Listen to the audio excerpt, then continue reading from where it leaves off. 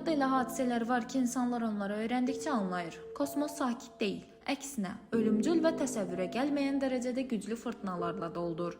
Məsələn, 1054-cü ildə baş verən və tarixə Krab supernovası kimi düşən partlayış zamanı ulduz elə güclü partlamışdı ki, yer planetindən gündüz göyün ortasında günəş işığında belə görünürdü və o an kainatın hardasa bir hissəsi əbədi olaraq yox olmuşdu.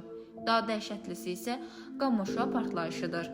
Kainatdakı ən güclü enerji boşalması. Bir neçə saniyədə günəşin bütün ömrü boyu yayacağı enerjidən daha çox enerji saçan bu partlayışlar düz yerə yönəlsəydi, atmosferi yandırıb planeti bir neçə saniyə ərzində steril vəziyyətə salardı.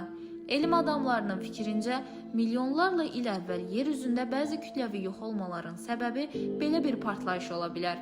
Süd yolunun özündə isə qara dəlik qasırğaları adlanan hadisələr qeydə alınıb.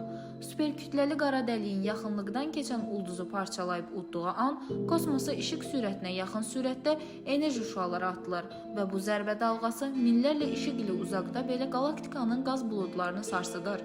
Hətta qalaktikanın mərkəzində yerləşən Sagittarius A qara dəliyi 2019-cu ildə gözlənilmədən 75 dəfə daha parlaq işıq saçıb. Bu, onun çox böyük bir obyekt udub parçalama ehtimalından xəbər verir. 2015-ci ildə isə süd yolunun kənarında ölü qalaktika küləyi deyilən hadisə aşkar edildi.